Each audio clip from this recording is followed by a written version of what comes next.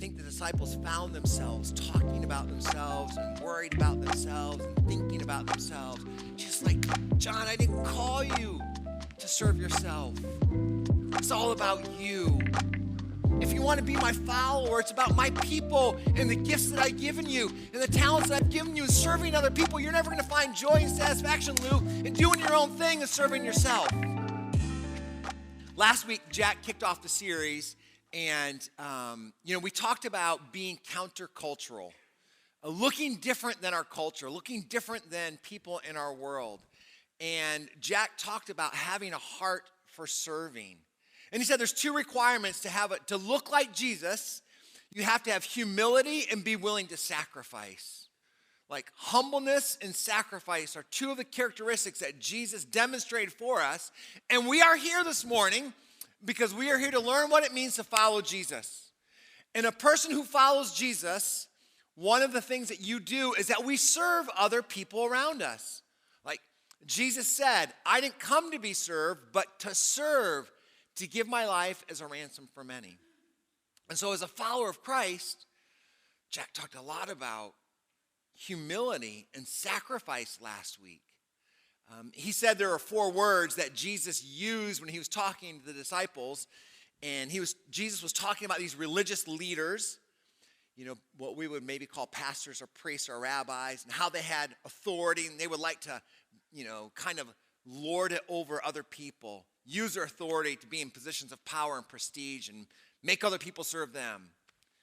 And Jesus, he says to the disciples, Jack highlighted 4 key words. When he looked at the disciples, he said, and not so with you. You see those people? They live their lives trying to have everybody serve them and be in positions of power and authority. And, they want everybody to serve them. But not so with you. If you're a follower of Christ, you're supposed to be a person who is desiring, have a heart to serve other people.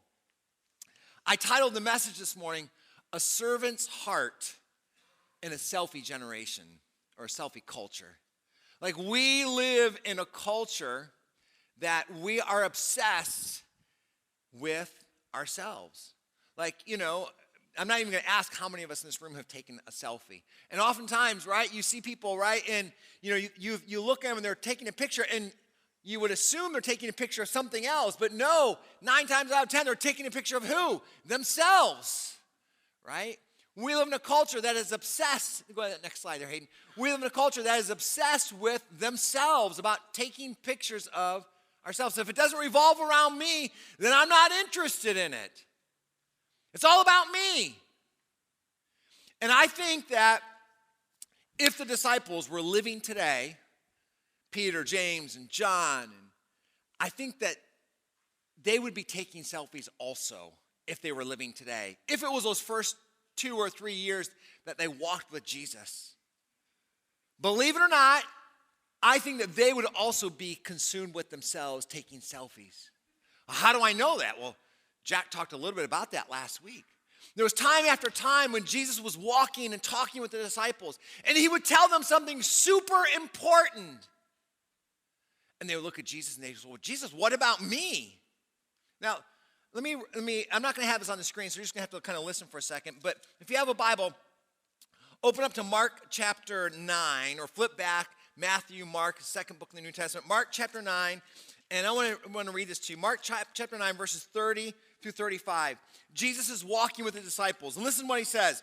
He was walking with them, and he was in this region called Galilee. They were traveling through it, and Jesus didn't want anyone to know that he was there because he wanted to spend time with the disciples, it says.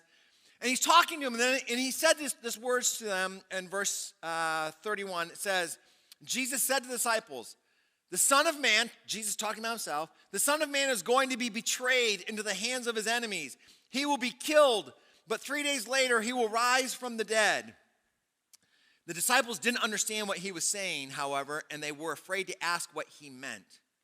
It says that they continued to travel. It says after they arrived in Capernaum, this other part of the area they were walking to, and they settled in a house, Jesus said to the disciples, what were you guys talking about on the road? When I was telling you that I was going to be betrayed, when I was telling you that I was going to die, I was going to rise from the dead again, but, this is going to happen. What were you guys talking about? But they didn't answer because they've been arguing about which of them was the greatest. He said, oh, what? And then he says, whoever wants to be first must take last place and be the servant of everyone else. So Jesus is having this serious conversation with them. And he's telling them he's going to go to the cross. He's telling them he's going to die. He's telling them he's going to be crucified. And what are they talking about? Well, who's going to be the greatest in God's kingdom? Later on, the next chapter over, Mark chapter 10, Jack read it last week. Again, Jesus walking with them, and he's talking with them. He's telling them he's going to be crucified. In Mark chapter 10, verse 43, I think it is. Again, they come to Jesus, and they don't say, Jesus, we're so sorry that you have to go to the cross. We're so sorry that you have to die. Let's stop that from happening. Let's do something different, Jesus. What can we do? Mark chapter 10, no. They're talking, and all of a sudden they come to Jesus. Hey, Jesus, do you really have to go to the cross? No. Mark chapter 10 says no. James and John, they come to him and say, Jesus, can we sit on your right hand and your left hand? They're not at all concerned about Jesus. Who are they concerned about? Themselves. I look really good today. That's what the disciples were doing. Luke chapter 22, verses 21 through 27, verse 26 in particular, Jesus is celebrating, remembering the Passover, what we would call communion. He's with the disciples. They're in Jerusalem. These are several, weeks or days later. It happens again. He's telling them, hey, someone in this group here is going to betray me. I'm going to have to die for the sins of the world. And again, they don't say, Jesus, we're so sorry. We don't want that to happen to you, Jesus. They're like, oh, look at me. Jesus, what are you going to do for me? Time and time and time again, I think the disciples found themselves talking about themselves and worried about themselves and thinking about themselves. Just like, John, I didn't call you to serve yourself. It's all about you. If you want to be my follower, it's about my people and the gifts that I've given you and the talents that I've given you and serving other people. You're never going to find joy and satisfaction, Lou, in doing your own thing and serving yourself. There's never going to be fulfillment in that. And the disciples didn't get it. For 3 years. Some of you guys have been listening to me for 20 years and you haven't got it, but the disciples walked with Jesus for 3 years. Hand in hand they walked with Jesus and they still didn't get it. Talk about slow learners, right? Today's passage, Luke chapter 12. Jesus is going to tell the disciples a parable. And you're going to read this parable and Jesus is going to talk about that one day he's going to come back again. And all of us who are his followers are going to have to give an account for our lives. And it says in this passage, Jesus is going to come like a thief in the night. When you least expect it for Jesus to come, he'll come. And so sometimes we will read this passage in Luke chapter 12 and really focus on, Jesus is going to come again. And that's true. But the focus of the passage, the story that Jesus tells, the heart of the passage is, he says, Joy, I want you to be prepared. Be ready for when I come again. Be looking, be watching, but don't just be looking and watching for me to come. Be doing something. Be using your gifts and your talents and your abilities. Be faithful with what I have given you. If you're being faithful, then you're going to be ready. But if you're just sitting on your butt doing nothing, you're not going to be ready. Oh, when's Jesus coming? Let's talk about it. Let's talk about when Jesus is coming. No. He's like, that's not how you're ready. You're not ready by talking about it. You're ready by following me, by serving, by doing what I've called you to do. Listen to the story. Luke chapter 12, verse 35. Jesus is talking to disciples, and he's telling this parable. He says, be dressed for service, this active, this ongoing, being prepared to be used for serving. Be dressed for service and keep your lamps burning. Like Jesus could return, could be the daytime, it could be the night, other people are sleeping. Always be ready, always be looking, always be prepared. Be dressed for service, keep your lamps burning as though you were waiting for your master to return from the wedding feast. He's telling the story about these people who were servants in a house and the master had gone away and they were waiting for the master to return. And he's like, oh, well, these people who are serving in the house, these are like you guys. I'm like the master who's gone away, and I'm coming back again. You don't know when I'm coming, but you better be ready. These people who are servants in this house, they better be waiting and better be ready for the person to return. Then you will be ready to open the door and let him in the moment he arrives and knocks.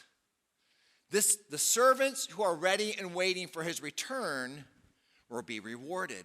Like there's this constant theme in the New Testament. We're doing what God has called us to do when we're serving the way he's called us to serve, that we're going to be rewarded. I tell you the truth, Jesus said.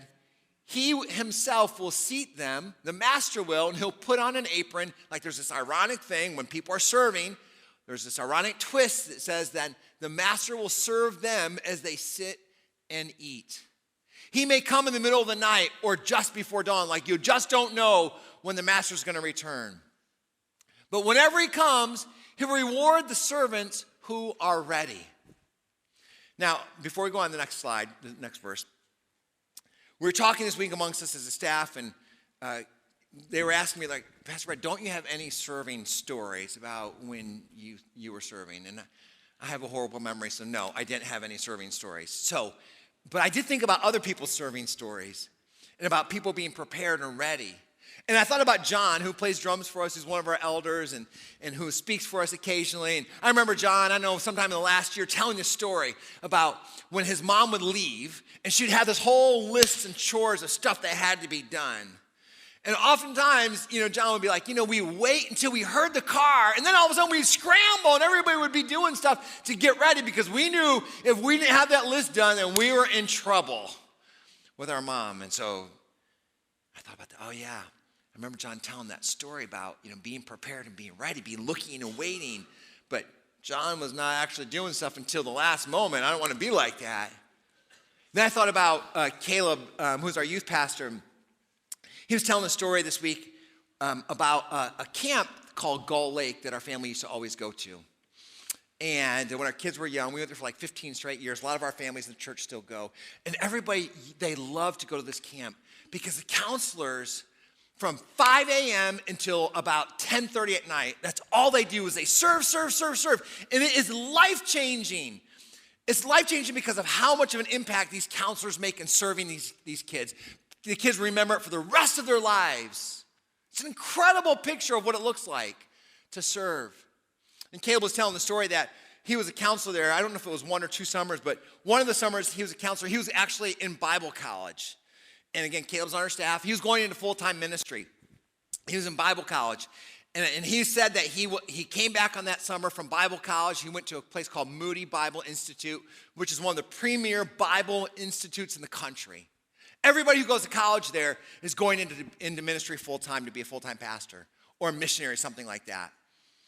And so, that's what they do. And Caleb was like, oh, I'm going to come back. I'm going to pour into kids' lives. I'm going to, get to work with kids one-on-one, and it's going to be great. And he got there, and he found out that he was assigned to serving in the kitchen all summer long.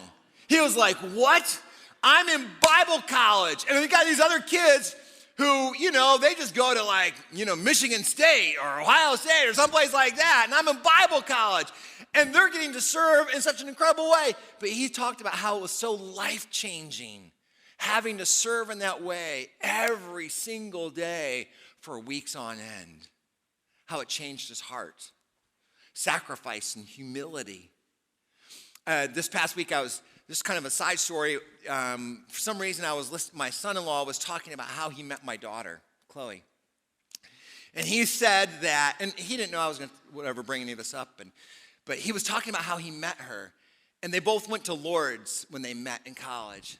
And he said, I met Chloe because she was serving in the young adult ministry at Lourdes. I thought, isn't that interesting? She was serving, and because she was serving, that's how he met her. And I thought, man, I wonder if she had just been like this. Oh, look at me. Everybody else, you guys all need to be doing your job. And, but no, she had that heart of service. And it was through her serving that he met her. And I just thought about, is my heart open? Am I serving the way that God has called me? Am I ready for when Jesus comes? Not just by looking, but by serving. And there are consequences. Verse 39 says this. Jesus talking to, he says, understand this. If a homeowner, right, Jesus, if a homeowner knew exactly when a burglar was coming, he would not permit his house to be broken into. You also must be ready all the time for the Son of Man, for Jesus will come when you least expect him to come. Like, you always got to be ready. And I'm ready by one, having a right relationship with Jesus, and two, by serving. Verse 42 says this, and the Lord replied, a faithful, sensible servant is one to whom the master can give the responsibilities of managing his other household servants and feeding them. Like, Jesus gives us responsibilities, gifts, talents, abilities, also relationships that we have in our lives. If the master returns and finds that servant has done a good job, there will be a reward. I tell you the truth, the master will put that servant in charge of all that he owns. But what if the servant thinks, my master won't be back for a while, and he begins beating the other servants and partying and getting drunk? Like, I know what I'm supposed to be doing. I call myself a Christian, but I know all the right things I'm supposed to be doing, but I'm just going to do my own thing. I'm going to live life for myself. And the servant parties, just getting drunk. I know the right thing, but I'm going to do the opposite. The master will return unannounced and unexpected, and he will cut the servant in pieces and banish him with the unfaithful. It's as if the person never even knew Christ. Like, if I don't have that servant's heart, that servant's attitude, did you ever really even know Jesus? If you're like, oh, I'm going to follow you, Jesus, but I'm really going to live for myself.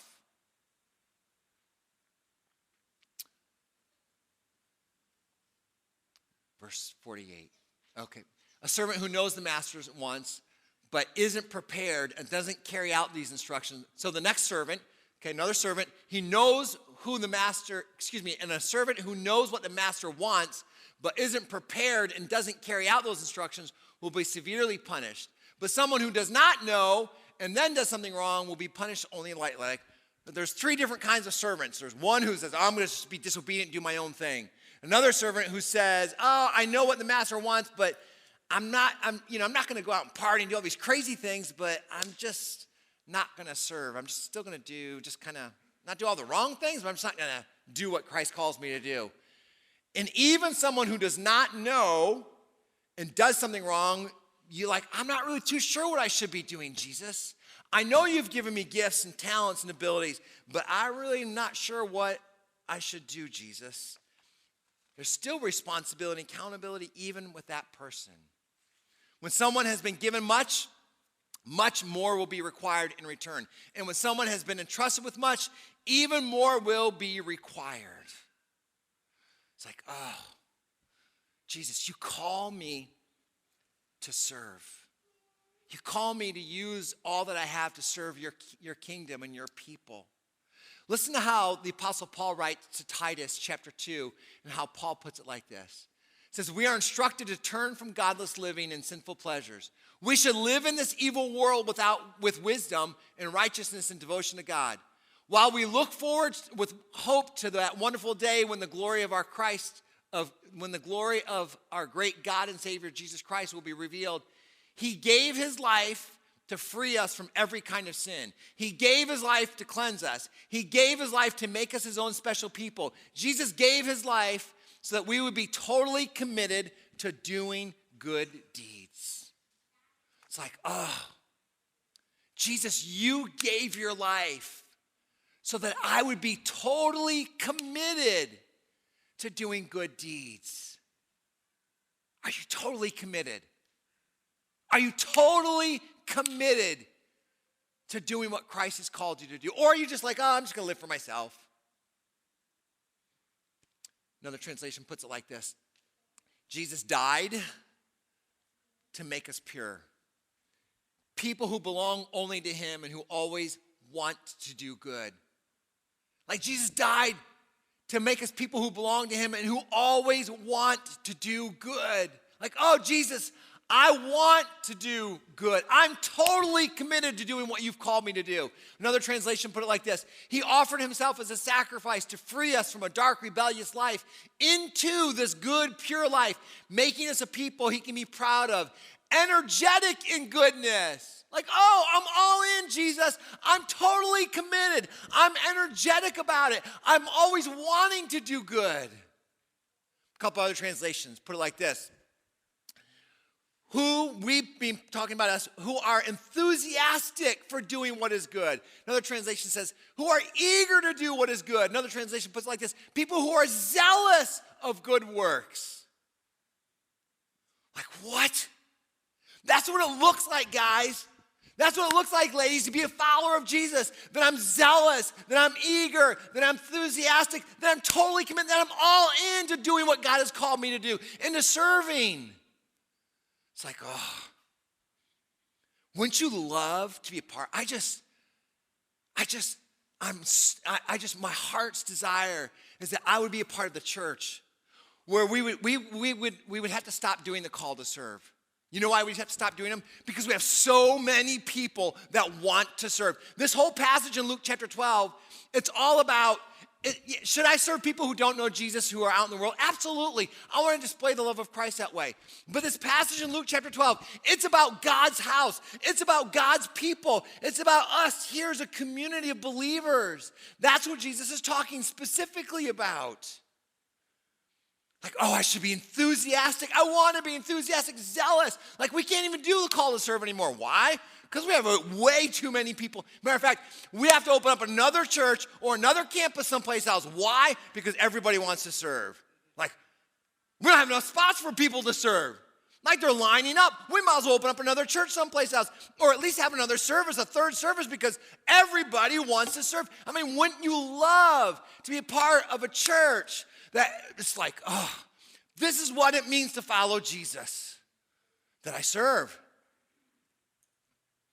This is what it means to follow Jesus. Because I look like Jesus. Sacrifice and humility, exactly what Jack talked about. Oh, we're like, oh, Jesus, I'm going to the cross. Oh, well, you know what, Jesus? You know, that's nice, but look, let me tell you about my life. Look at me, Jesus.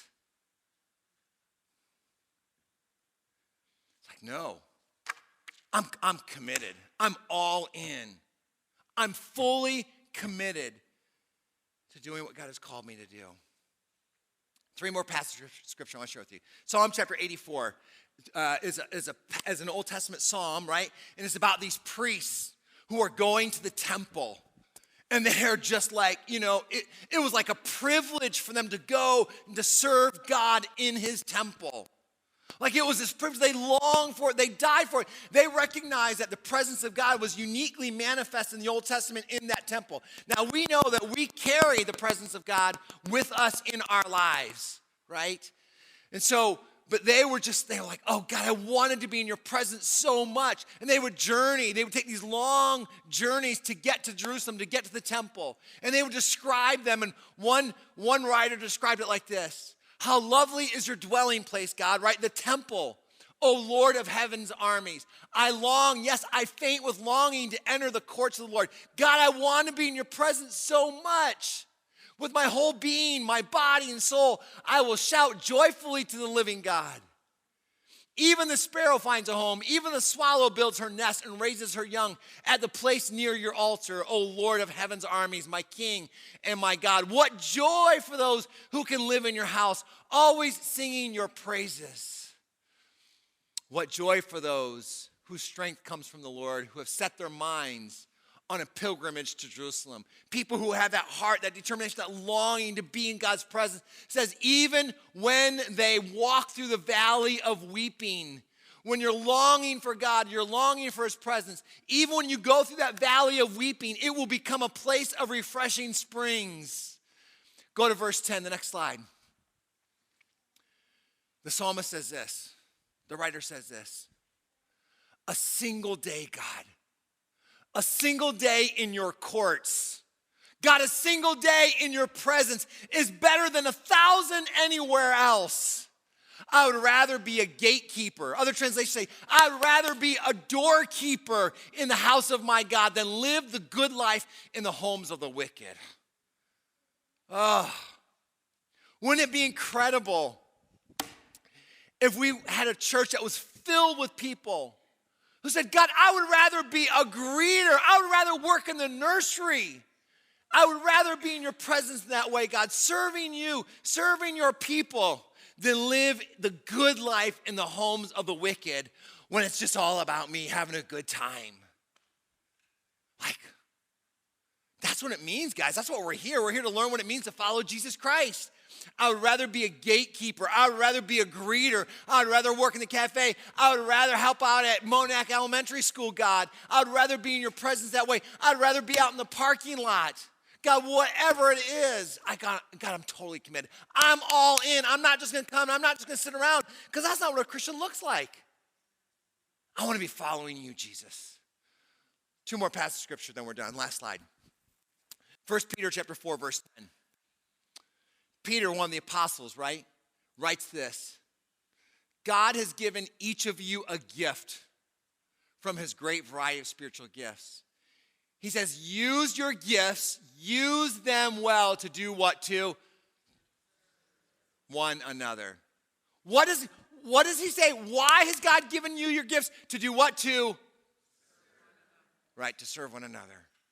It's like, oh, God, you've given me these gifts. I thought it was just for me so everybody can look at me and say, oh, you're incredible. No, it's not about you. I'm sorry. It's about the kingdom. It's about God's people. It's about using your gifts to serve one another. God, whatever I have. 1 Corinthians 12 says this, a spiritual gift is given to each of you so we can help each other. It's like, that's why God gave you gifts. I'm looking at my friend Jeff back there, and hopefully Jeff doesn't, I just saw his face, and I got to meet with Jeff this week, and Jeff is from the Philippines, and we have a whole bunch of people from the Philippines, all these nurses that have come in, and we have there's 200 people from the Philippines that are living in Toledo right now that are nurses. And Jeff and his wife lead a small group of families from the Philippines right after church. Like, you guys thought church is long here. Like, no, they leave here, and then they have 3 hours more of church after leaving here. And Jeff and I were talking this week, and he was like, Pastor Brad, we've got this, how do I, what can I do to help lead this group more effectively? And I'm just so thankful that Jeff is like, oh, it's not about me. I'm just this incredible leader. It's like, Jeff's like, no, how can I serve all the rest of these families? So Jeff and his wife are using their gifts and their talents and their abilities to serve people around them. Like, don't you want to be filled with the church that says, I would rather be a doorkeeper. I'd rather be a gatekeeper. I'd rather go, we don't wipe poopy butts, but I'd rather go do that in the nursery than live life for myself. Like, oh, guys, I don't know. Maybe it's just me, but I long to be in a church where we don't have to ask, where people are just like, oh, this is what it means to follow. I know this is what it means to follow Jesus. I'd rather be a gatekeeper, God, in your temple than to live life for myself. Let me pray for us. Jesus, would you help us to grow and to change, transform our hearts during this series? It's called Love in Action. Love in action. God, you're going to call us to be accountable with what you've given us. There's not a single person under the sound of my voice. It doesn't matter how old they are or how much they think they have gifts. It's not what they think. It's about what your word says. And your word says you've given all of us, every single person in this room, you've given us a gift. And you've given it to us for the purpose of serving you, the people around us. God, may that sink deep into our hearts. May our church be filled with men and women in students, in kids whose attitude is, God, I'm going to love you by loving other people. I'm going to embrace the call to serve. I'm totally committed, Jesus. I'm totally committed, Jesus. Open my eyes and my ears. Help me to step out in faith and not make life about me. That I would experience your presence and your power working in my life as I serve other people. Jesus, I pray, ask that you would do this in your name.